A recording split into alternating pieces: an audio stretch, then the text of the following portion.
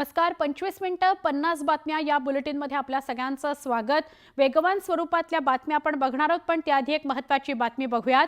परिवहन मंत्री प्रताप सरनाईक यांच्या आदेशाला एसटी महामंडळाच्या अधिकाऱ्यांकडून केराची टोपली दाखवण्यात आली आहे. मंत्र्यांच्या आदेशानंतर देखील विभागाकडून वरिष्ठ अधिकाऱ्यांची स्वारगेट अत्याचार प्रकरणात गेल्या 15 दिवसांपासून चौकशी समिती नेमलीच गेलेली नाही. परिवहन मंत्री प्रताप सरनाईक 26 फेब्रुवारीला 7 दिवसांमध्ये चौकशी समिती नेमण्याचे आदेश देताना बघायला मिळाले.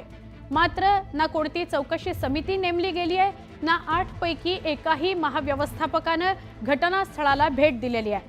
या संदर्भात महामंडळाच्या व्यवस्थापकांशी संपर्क साधला असता कागदोपत्री समिती नेमली नसली तरी अंतर्गत समिती नेमलेली आहे, अहवाल तयार केल्याची आणि आज किंवा उद्या परिवहन मंत्र्यांना हा अहवाल सादर करणार असल्याची माहिती समोर येते. आमचे प्रतिनिधी उदय जाधव यांच्याशी बोलूया. उदय, कागदोपत्री समिती नेमली गेली नाहीये, पण अंतर्गत समिती नेमली गेली आहे आणि अहवाल सुद्धा तयार आहे असं सांगतायत. काय सांगाल?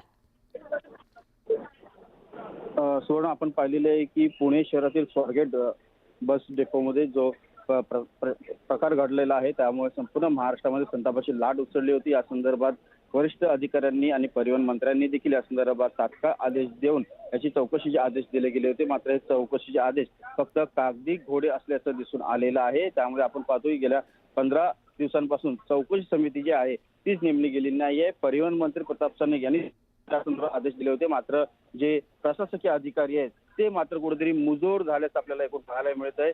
26 फेब्रुवारीला आदेश दिले होते, 7 दिवसात चौकशी नेमण्याचे आदेश दिले होते. मात्र कोणतीही चौकशी जी आहे ती नेमली गेलेली नाही. 8 पैकी एकाही महाव्यवस्थापकाने घटनास्थळाला भेट दिली नाही. चौकशी समितीमध्ये एकूण 8 जे आहेत महाव्यवस्थापक आहेत त्यांची नेमणूक गेली होती. मात्र त्यापैकी एकानेही घटनास्थळाला अद्याप भेट दिली गेलेली नाही. त्यामुळे प्रचंड जे आहे रोष जो आहे तो दिसून आलेला आहे आणि एकूणच महामंडळाचे एकूण व्यवस्थापनाचा जो कारभार आहे त्याच्यावरती आता प्रश्नचिन्ह निर्माण झालेलं आहे की परिवहन मंत्र्यांनी आदेश देऊन देखील हे अधिकारी कशा प्रकारे त्याकडे दुर्लक्ष करतात आणि एवढी संवेदनशील घटना घडून देखील त्याकडे दुर्लक्ष करतात.